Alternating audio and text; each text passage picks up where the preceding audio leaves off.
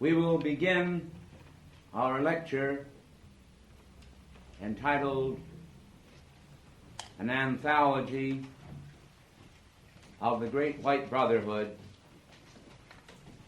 with the information involving the ancient dance that is practiced in India, involving the concept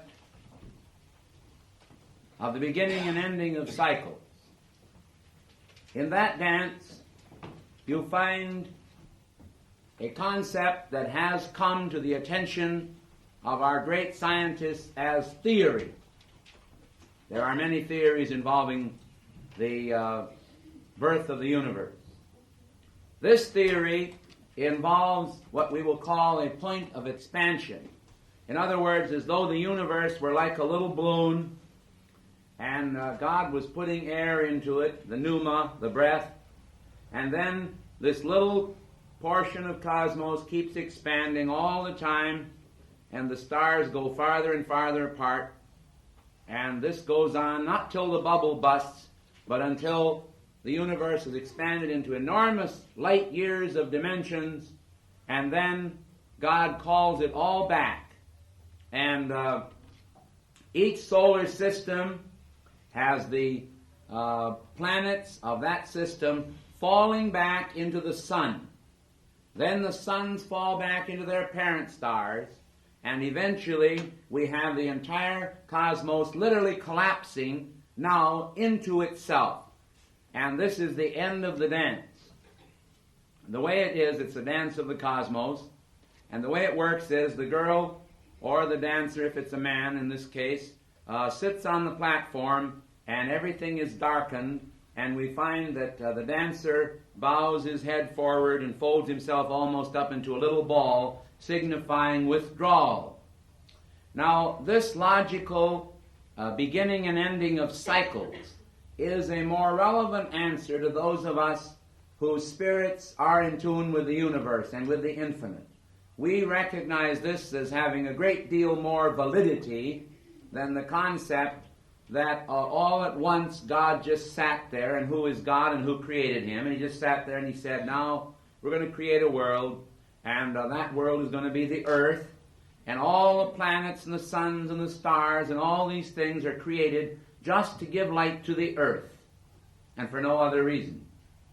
And we're going to have Adam and Eve down there, and we're going to give them a fig tree and a fig leaf, and put them in the garden, and then drive them out of the garden with a flaming sword, and that's the way it all is, and it's all going to end one day in a very great deal of eschatological fury, which means the doctrine of final ends. That the whole thing is going to end, and that's the end of the world, and the end of the universe, and the end of everything. It's like the old Frenchman said. He says, sans eyes, sans ears, sans tasting, sans everything. And this means, of course, the end of everything. Now, this is not true. The reverse is true. What happens is that cycles come and cycles go, and each cycle is supposed to be a nobler cycle than the cycle that went before. It is supposed to signify for the individual a spiritual evolution. Each man has his own battle of Armageddon, and each person, and each earth, rather, has their own battle of Armageddon.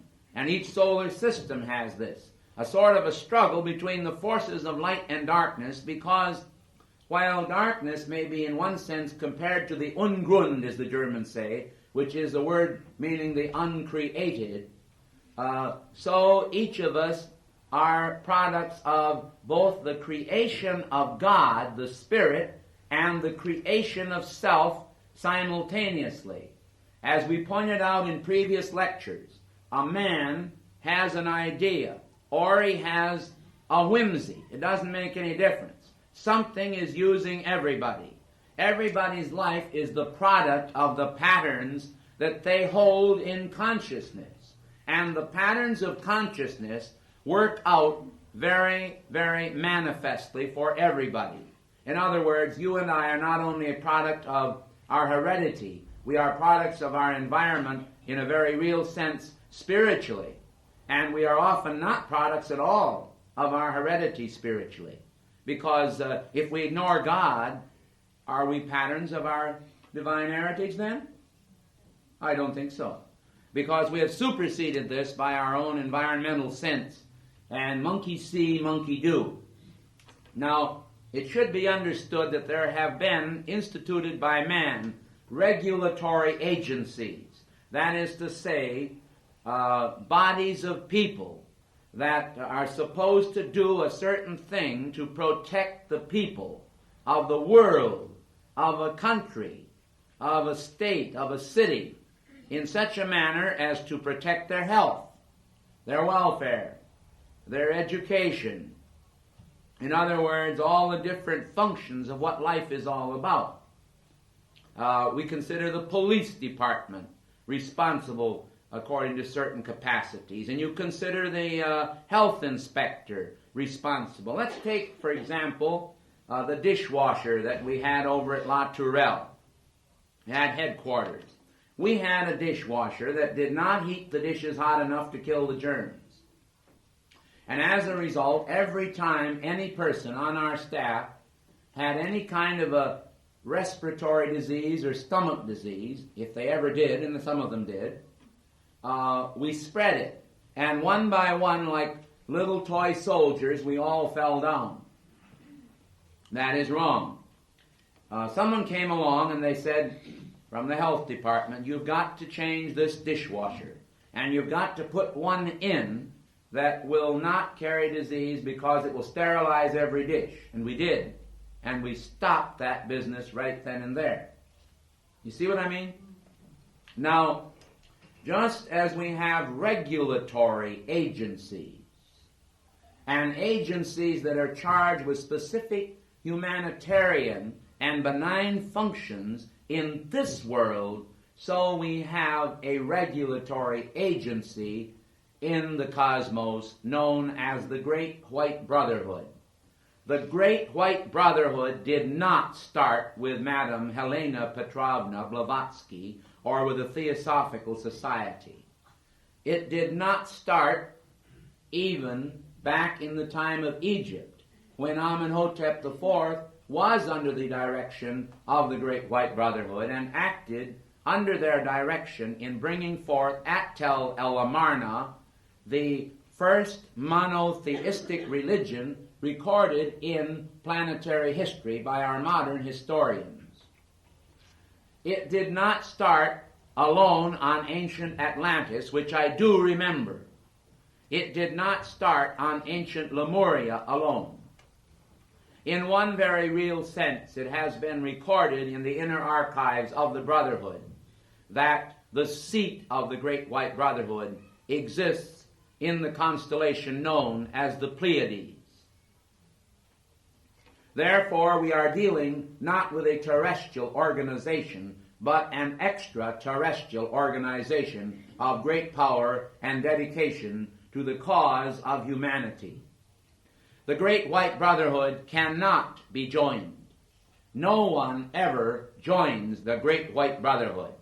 All those who desire to do so, however, may serve the causes of the Great White Brotherhood if they have contact with some branch or some individual who has the contact and can assist them in finding the answers they need in order to serve the master plans for the planet.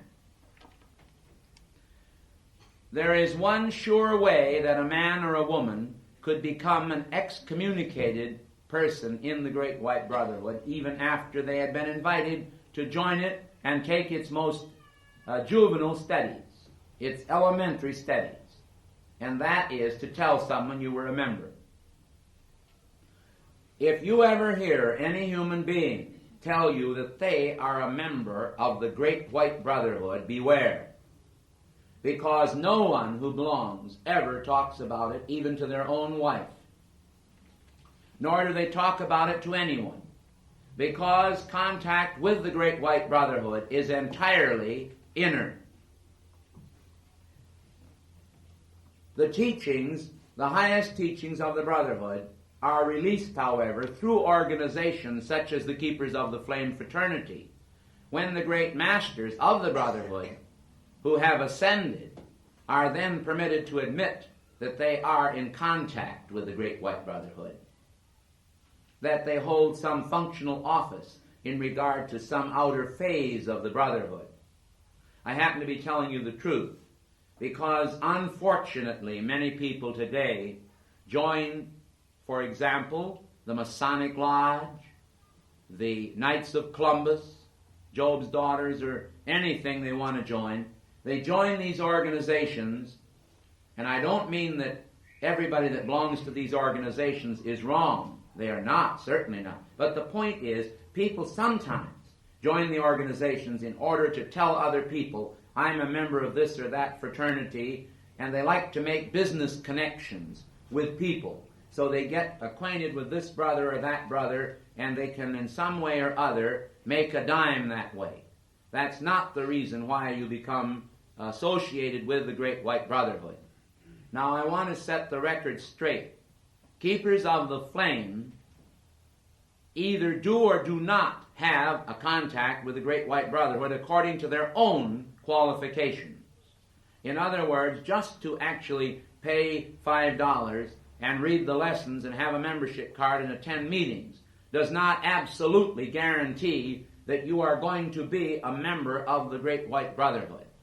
What it does assure you is that you will be given teachings that emanate from the Great White Brotherhood, that if you follow these teachings, if you keep your attunement and keep the flame of the Brotherhood and stand behind the fraternity, that there is a very strong chance that probably in the out-of-the-body state you will be initiated sooner or later into the Great White Brotherhood.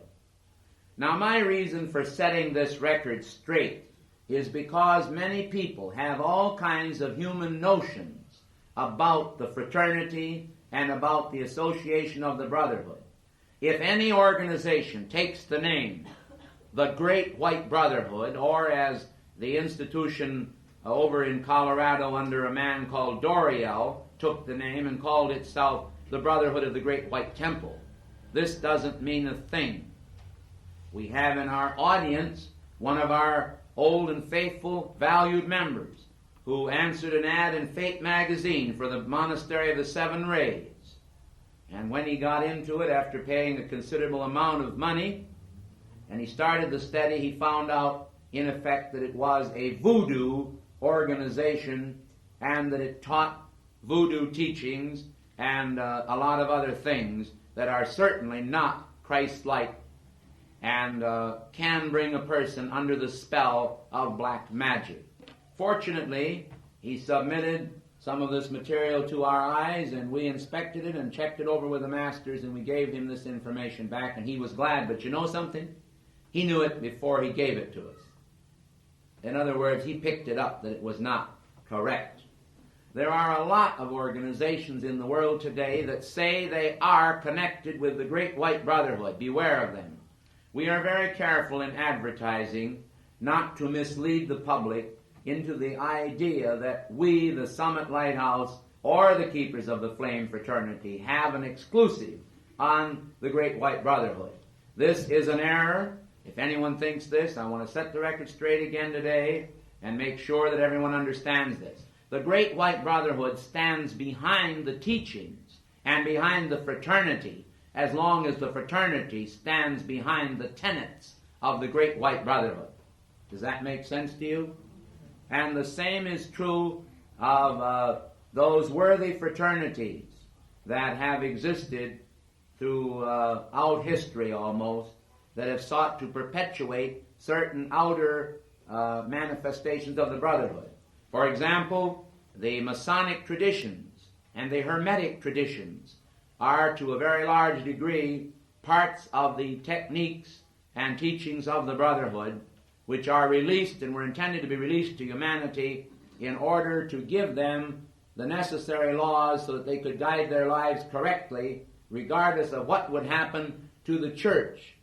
Now I want to explain to you why this is so. The moment that Elizabeth and I were given the charge to be messengers in the Summit Lighthouse activity, the dark brothers of the shadow already drew their plans as to how they would distort this activity if they could get us out of the body and terminate our lives.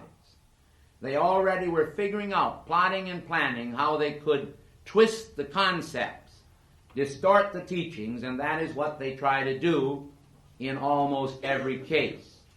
The Brotherhood has a department that more or less is a department of state. And the Department of State of the Great White Brotherhood is concerned with the state of the plans of the Brotherhood. And they want to maintain the teachings in their purest form.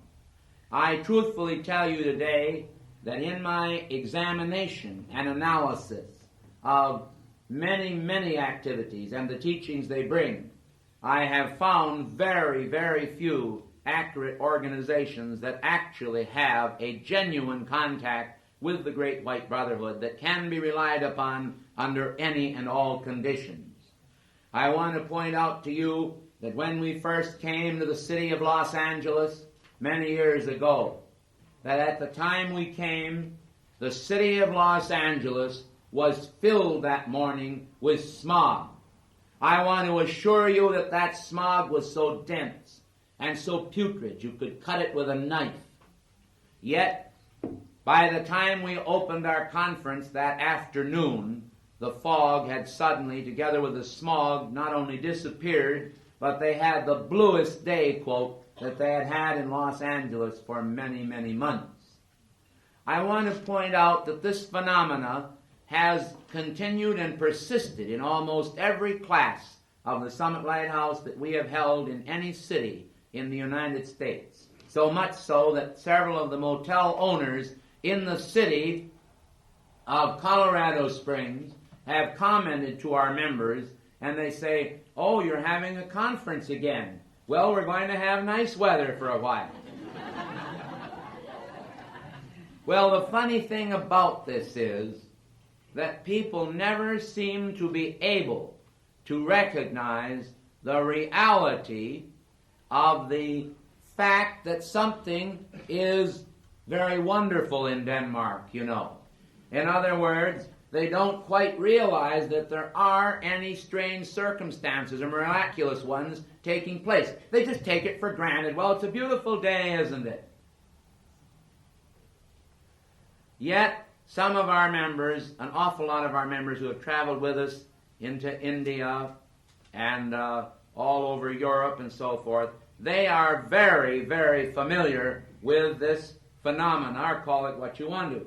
Now, I'd like to ask Dr. Isaac if he knows exactly what I'm talking about. Yes, I certainly do. And it isn't any malarkey, is it? No, it isn't. It's genuine. Now, the facts I'm trying to present to you are these, that our dictations are given from the Great White Brotherhood level in such a manner as to bring forth great cosmic truth, which we call progressive revelation. So many churches today have conceived of the idea in their own minds that God spoke to the prophet Samuel and through other great disciples, and that then all at once the New Testament was written and finis was written to all of the progressive revelation of God. In other words, God doesn't have a voice anymore to reach people because everything that ought to be written has been written. This idea, in one sense of the word, cosmically speaking, is ridiculous in toto. But when you stop to think about the position of a person's consciousness, you realize that if you're brought up a certain way and people tell you that no such thing as an airplane exists, they say there are no airplanes. Or even if they say there are no birds.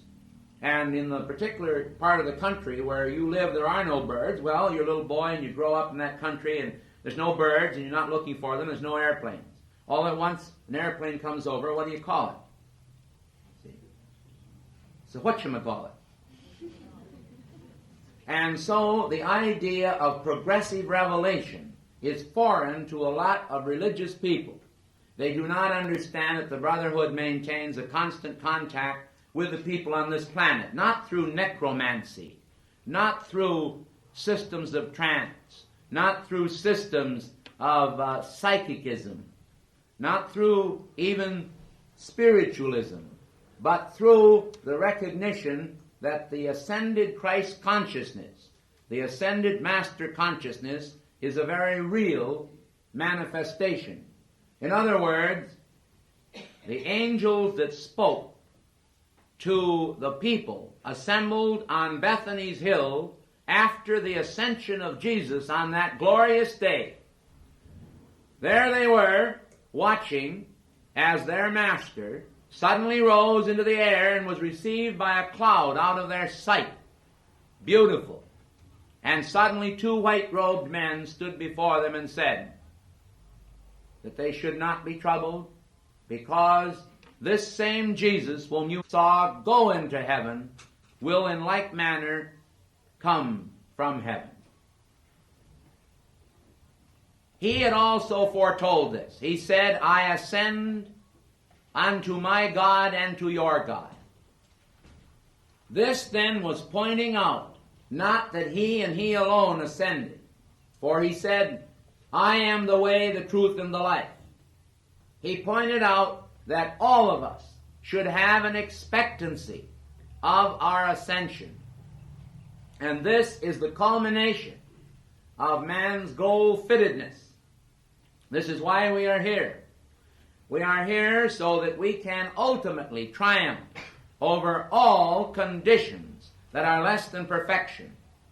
The statement in the Scriptures, be ye therefore perfect, even as your Father in heaven is perfect, do not allude in any manner to human opinions about us. Someone says, oh, they're not perfect, or they are perfect, but I saw them do something wrong, and therefore they're not. The perfection of God is within us. One of the greatest dangers in the universe is criticism, condemnation, and gossip, because it does not produce anything good for the person that we do it about, and it produces a great deal of harm to our own karmic pattern. So in getting back to the Great White Brotherhood, I want to explain that the ascended state is a natural state for everybody. People sometimes say, what is an ascended being? Jesus demonstrated before the public openly the beauty of the ascended state, and many have ascended since then. John the Baptist was the re-embodiment of the prophet Elijah, and he was the only man uniquely in history who, as the prophet Elijah, ascended in a chariot of fire, later to return to physical form and lay down the gift of his ascension, losing his head also for it, as you know.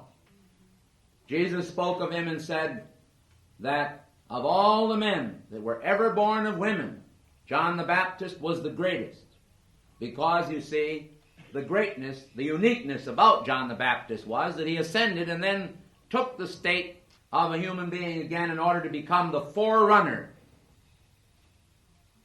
Now, it is an interesting thing that Elisha, the disciple of Elijah, was Jesus. And Elisha, coming back into embodiment, you see, as Jesus, then was given recognition by his former guru or spiritual teacher, the prophet Elijah or John the Baptist. The point I want to get across to you as we go on with this anthology on the Great White Brotherhood, I want to get relevant points across to you. And this point that I want to make to you today is that the ascended state is a natural state, conferring certain qualities on people. But a lot of people have mistaken ideas about the ascension. Just because someone enters the state of the ascension does not mean that they are all predisposed to be spiritual teachers, Chohans of rays, or hold high cosmic offices. There are thousands and millions of people, probably billions of people if you take other planetary systems into consideration, that abide in the ascended state with God And many of these are not interested in teaching the people of this earth's evolutions at all. Therefore, I want to explain to you that the Great White Brotherhood has many branches. That the Brotherhood has many, many branches. And among the branches of the Great White Brotherhood are departments of righteousness, departments of instruction, departments of correction. In other words, there's all kinds of departments in the Great White Brotherhood presided over by various masters, ascended masters, and so forth. Well, what does the term ascended master really mean? We talk about ascended masters. We talk about the term master. There are masters unascended and there are masters ascended. What is an unascended master? Well, an unascended master is someone who, as in the case of the Master Jesus before his ascension, was far better than Mary Poppins, practically perfect. He was perfect. And he proved it. He said, when they came to him to tell him that Herod was about to kill him, he said, "You go and tell that fox that I raise the dead, that I heal the sick, and that I perform the works of God, and that 3 days hence I shall be perfected." You know what I mean?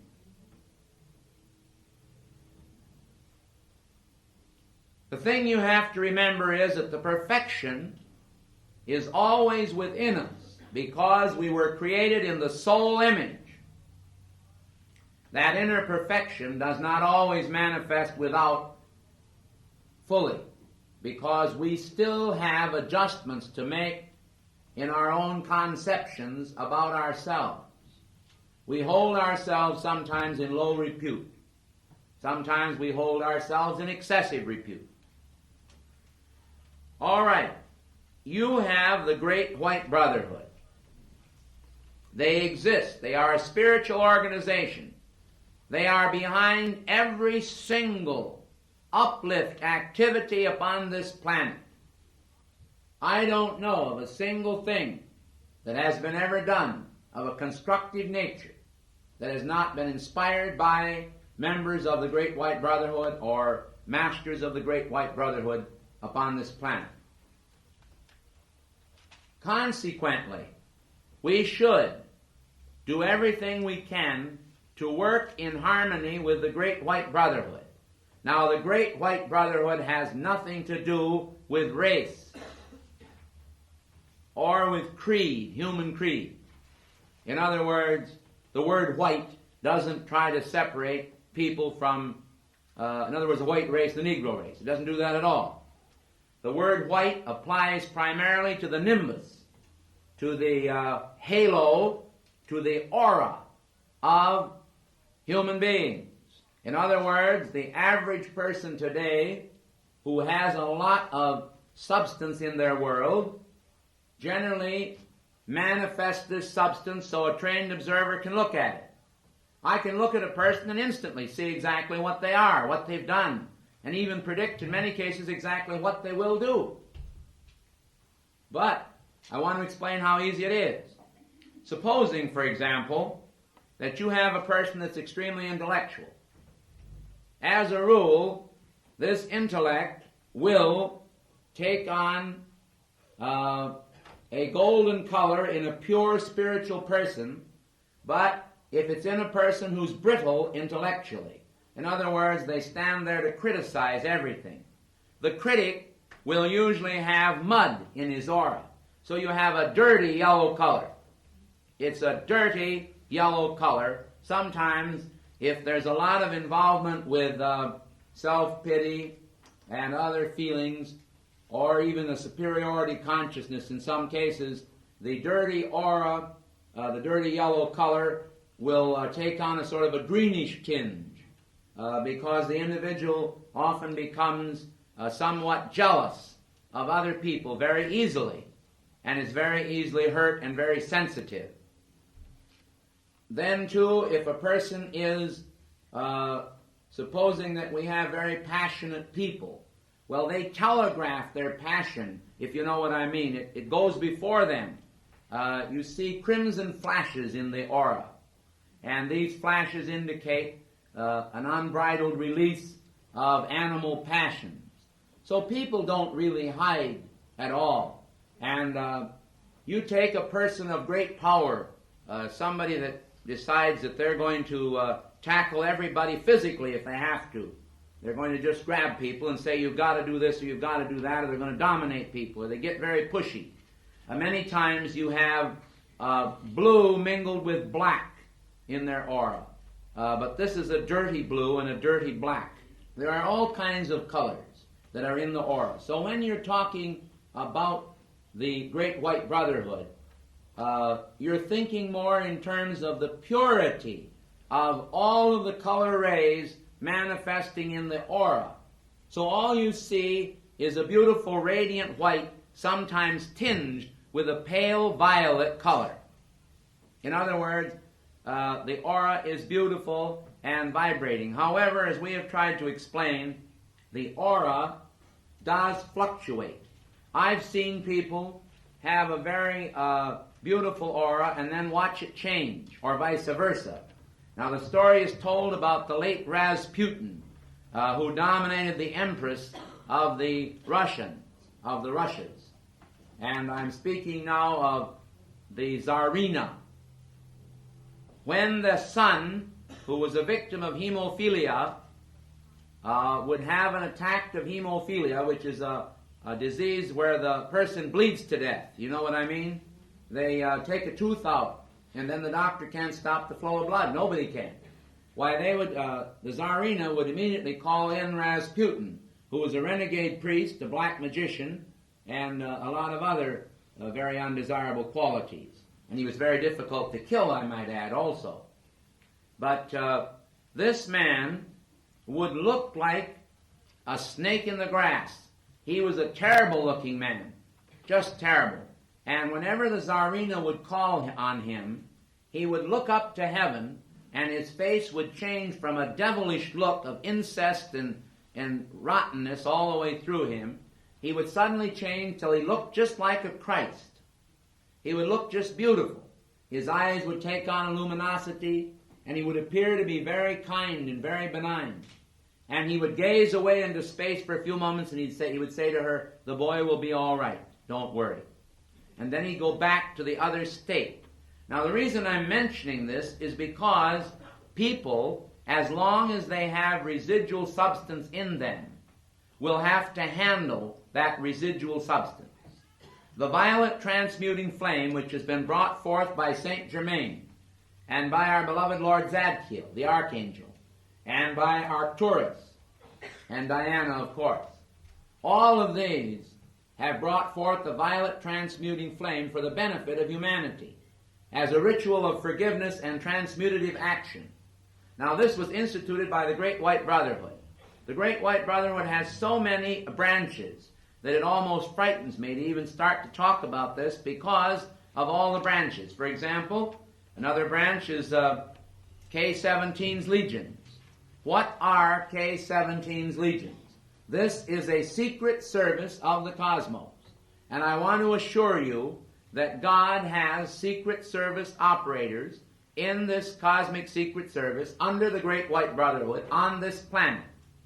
You will find them not only in contact with our own Federal Bureau of Investigation, but with the French Sûreté and with many other organizations that are concerned with the operation of a better planetary life.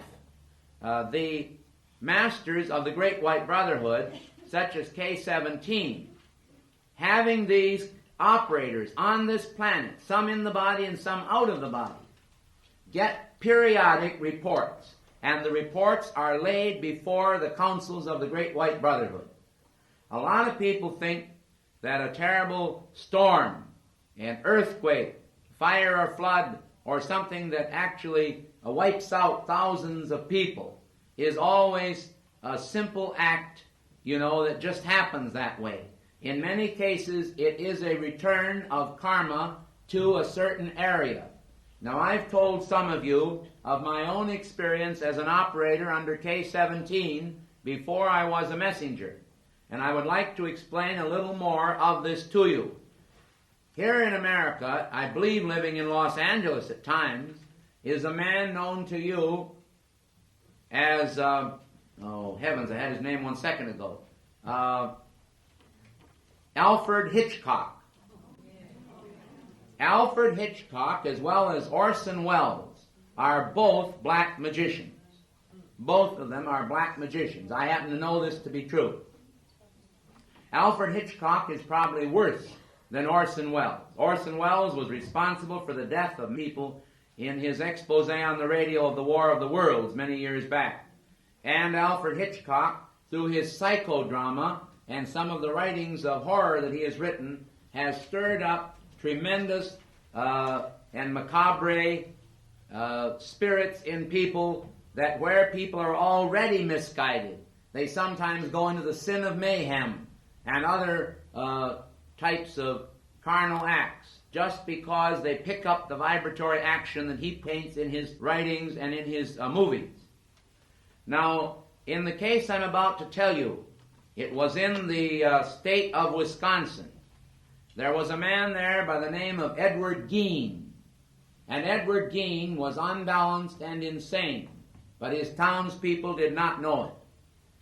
He, for many, many years, as far as we know, was carrying on a very bad activity of robbing the graves of corpses and then dissecting them. This, of course, was bad enough, but after his mother died, he became very disturbed, and he more or less, in an amateurish manner, I believe, embalmed her and propped her up in a room there where he could look at her. Then Mr. Gean proceeded to butcher any number of women and hang their bodies up head downward in a building and dried them out and dried organs of their body out. And he placed these on rocking chairs and everywhere in the room in a most bizarre manner. Now all of this was very distasteful to the hierarchy. It was known, of course. But the trump card was played when it hit the newspapers, because the day it hit the newspapers, women were sick all over the state of Wisconsin, and men were sick to their stomach too. There was a terrible, terrible situation involving that man, because the house in which he did all these things became a focus for astral horror.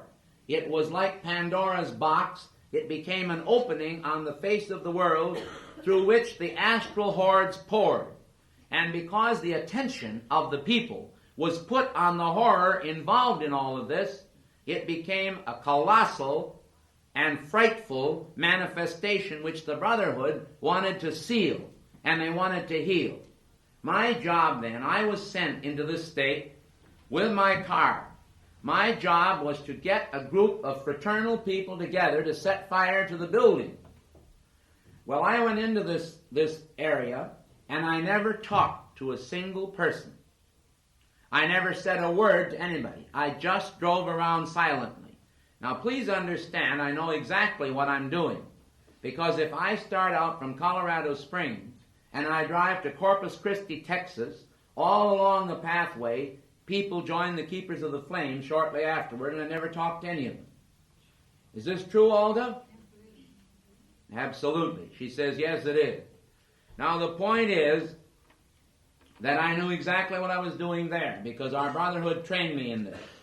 We were able to make mental contact with the subconscious mind of many people. You can't break the law, and you can't incite to break the law. So I couldn't go to those people and say, let's set fire to this building.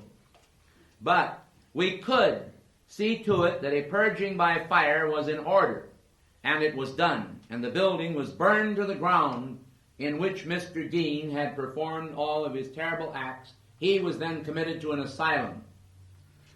The point is that as soon as the flames consumed that building and all of the artifacts in connection with it, the horror pit was sealed, and the thing was stopped, and people began to breathe easier.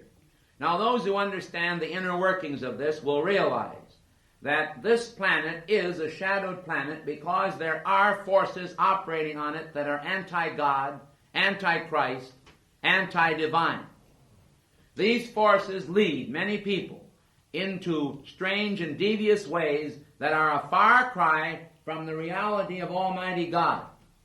And the Great White Brotherhood is always ready to stand guard. In one way, I was glad when I was taken off active assignment and active duty in the Brotherhood in this capacity, because I had to go wherever I was sent. I also had to engage in many functions. I don't mind revealing one more of them to you. You will recall the time where I told you a man rushed into the dining car and shot about 8 people dead. Well, what had happened is there was an incident in Texas, and it got top newspaper publicity. And because of the publicity, the dark forces then rushed into every unstable person they could find across the country and said, "Why don't you do it?" And so we were getting into a situation of where obsessional insanity was becoming very active in the world among the unstable people of the world. So I had to use one of the specific and special powers given unto me as an operator in the Cosmic Secret Service. And that power was the manifestation of control over nature, over the weather. And so I consulted with the masters on it and then set into motion one of the most terrible snowstorms that ever occurred in the United States. Crops were ruined all the way to Florida. It was a terrible devastation, but it was a necessary one, because I want to explain to you that whenever you do this, you create what we call a diversionary pattern. And the diversionary pattern takes the attention of these people off of the horror and to the business of simple survival. In other words, they went out, they had to go to the grocery store, they had to put chains on their tires, they couldn't get around. They had to be careful, they had to put their attention on their furnaces, which acted up. A lot of people's furnaces acted up. They had trouble because, people weren't expecting this sudden storm.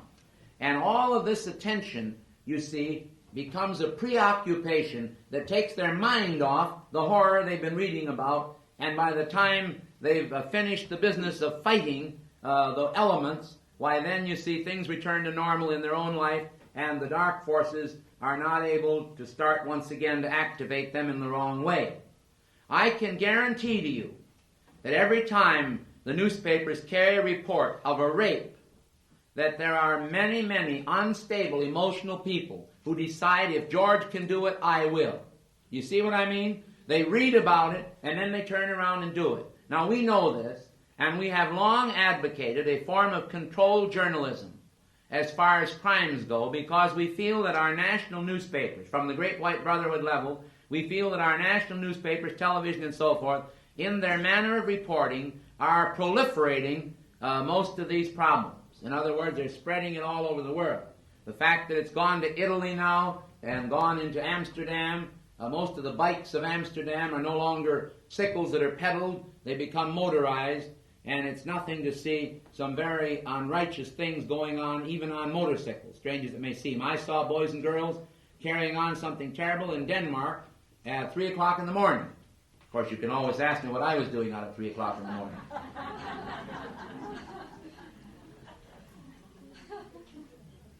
But getting back to the Great White Brotherhood, and by the way, they do have a sense of humor, don't get me wrong. We may as well have a sense of humor about these things because the world is a very tense place.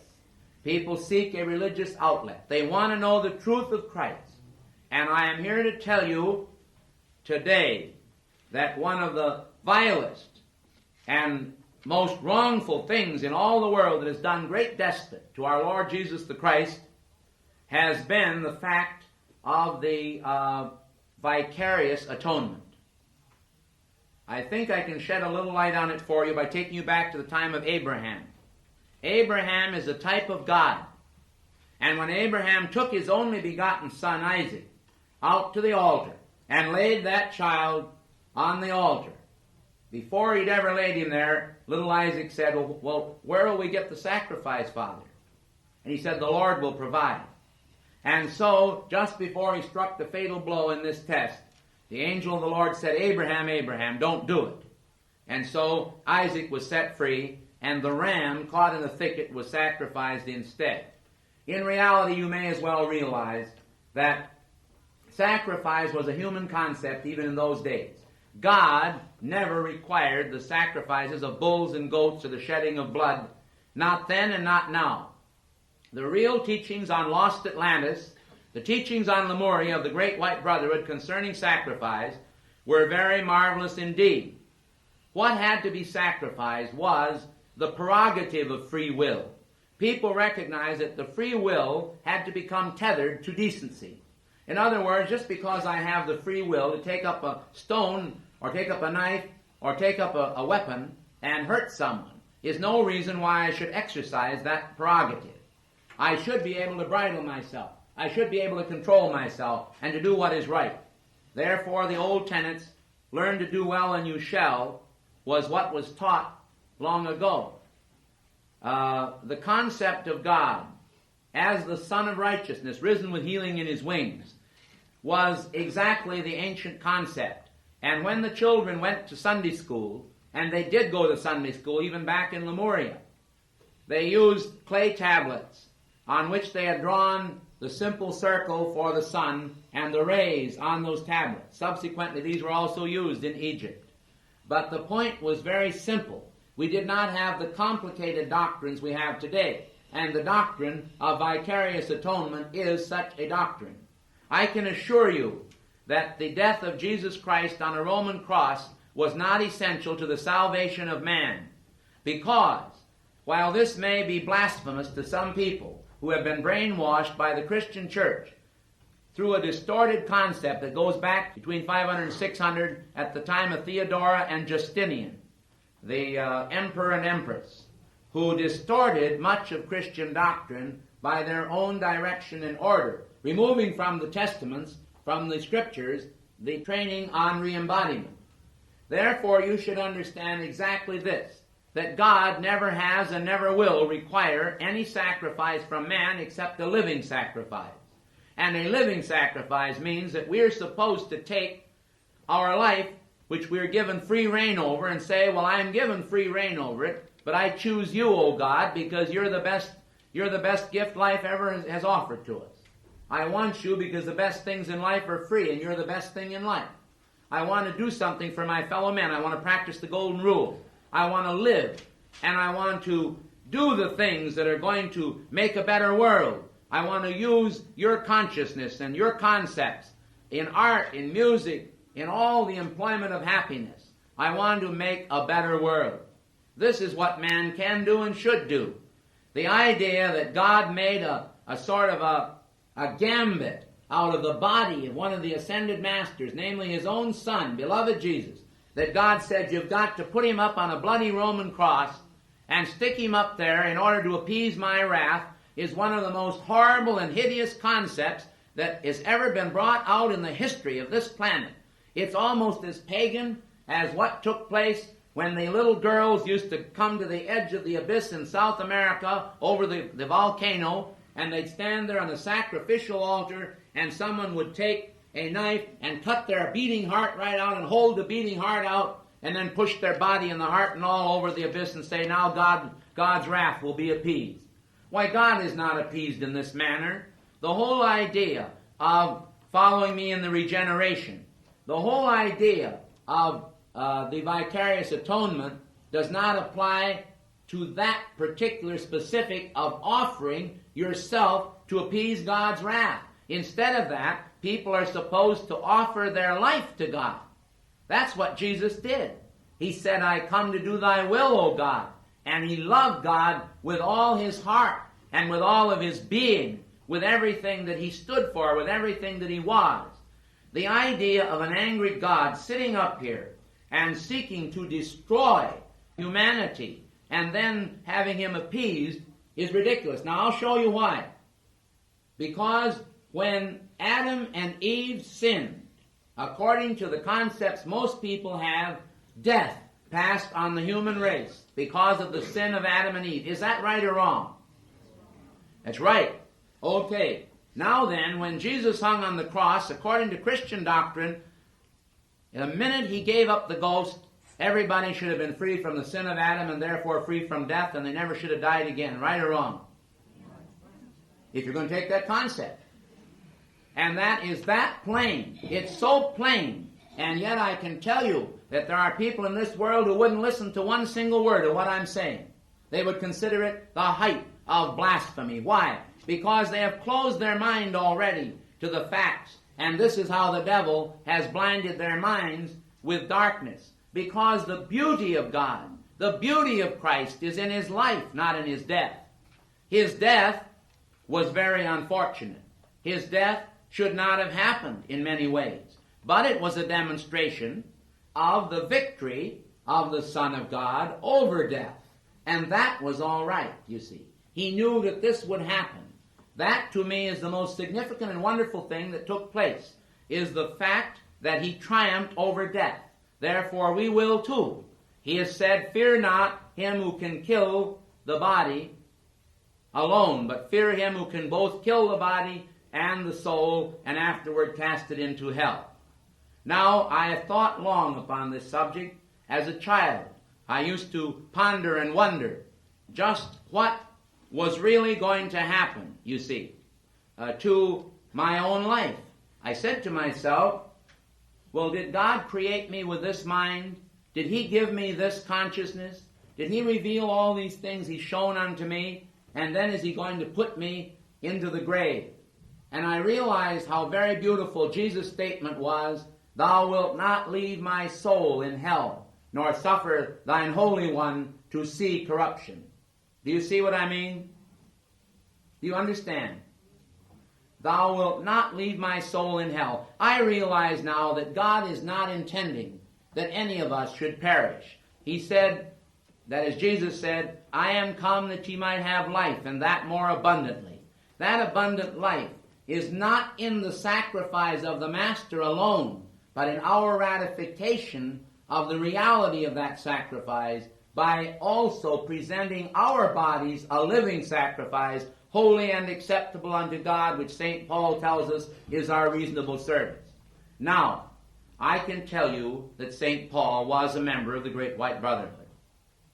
I can tell you that most of the apostles were or later became members of the Brotherhood. I can tell you today that Jesus was embodied as Joseph, the idle dreamer, in the land of Egypt long ago. He who had the coat of many colors. I can tell you honestly that the 12 disciples of Jesus were then embodied with him as the 12 sons of Jacob. I can tell you truthfully that they sold him into Egyptian bondage, and that what happened to him then was that he found favor at the court of Pharaoh.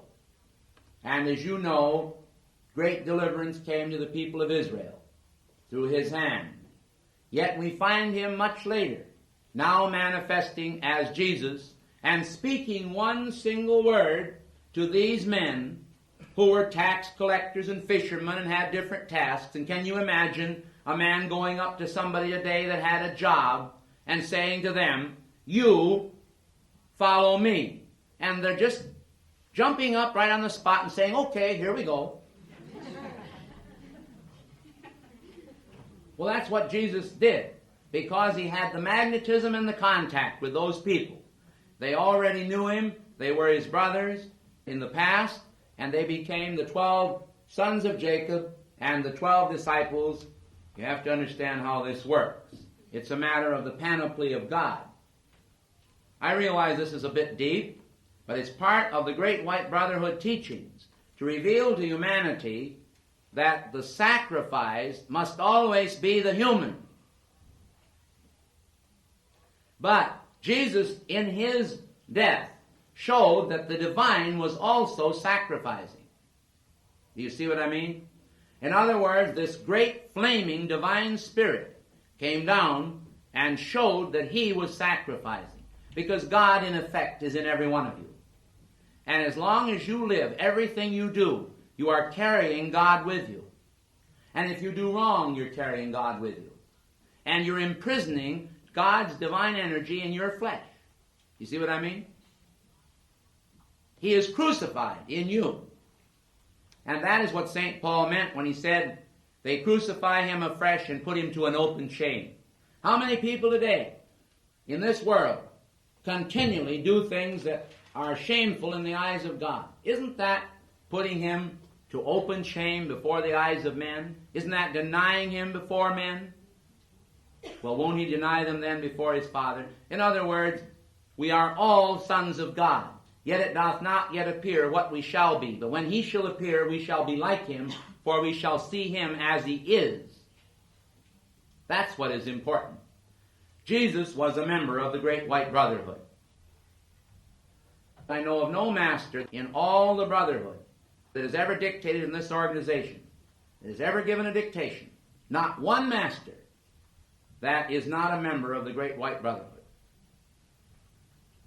Yes, there are many, many members of the Great White Brotherhood on this earth. There are people that are members and don't know it. I want to explain this. You may be a member of the Great White Brotherhood at inner levels and not know it at all at outer levels. Now, isn't that interesting? In other words, your soul, as the Egyptians said, the ka. In other words, this may go out of your body at night, and you may attend one of the great conclaves of the Brotherhood in one of the temples of light. And you can do this for 20 to 30 years and never have any consciousness of it outwardly at all. You know what? All at once, you may get snatches of it. But you may have many mornings you wake up and you say, gee, I feel wonderful this morning. I feel so good and so happy. I don't know why I feel so happy, but I feel good.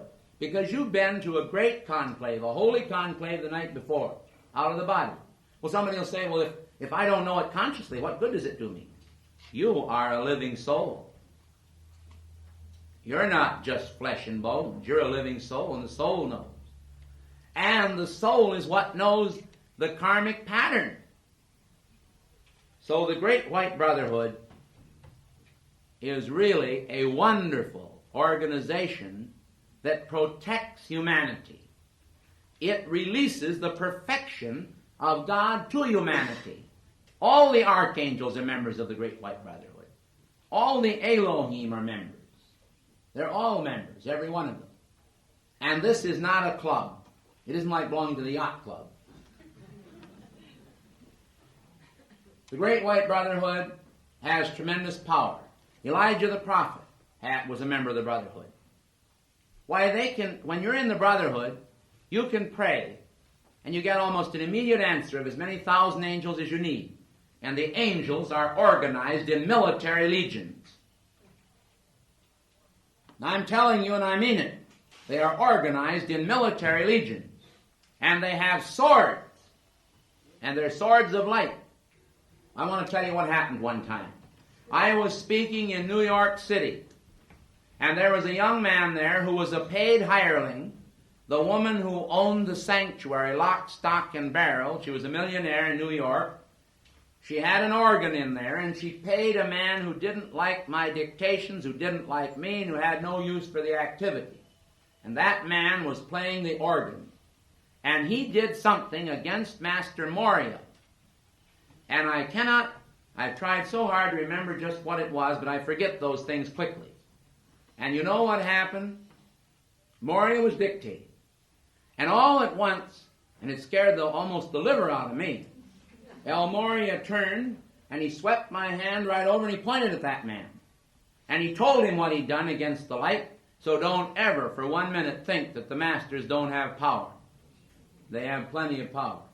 If some Indian faker coming over who has learned a few little yogic tricks can break a man's jaw, as one yogi told me he did, then I assure you that the masters of the Brotherhood can do a great deal more. Don't sell them short. Try to find out more about them. We don't hide the information or the knowledge. It's here. But you know what? A lot of people like to come in and test what we have to say. And you know how they test it? By their knowledge. Isn't that wonderful? They test it by their knowledge. Somebody decides that because they've been told all their life that Jesus died for their sins, and I didn't say he didn't, but they have to live for Jesus. You can't just ride on the idea that he died for your sins. You've got to live for him, and that means something in the service of the Brotherhood. So the point I'm trying to make today is that there's a lot of information about the Great White Brotherhood which I haven't touched on at all today. I've tried to give you what I think is important. And I hope that you have gotten something out of it. Oh, there's so much more. I could talk for 8 hours on the Brotherhood. Who said don't? All right, I'll stop right now. Thank you, and I'll see you at 8 o'clock tonight. Please let me out first. God bless you.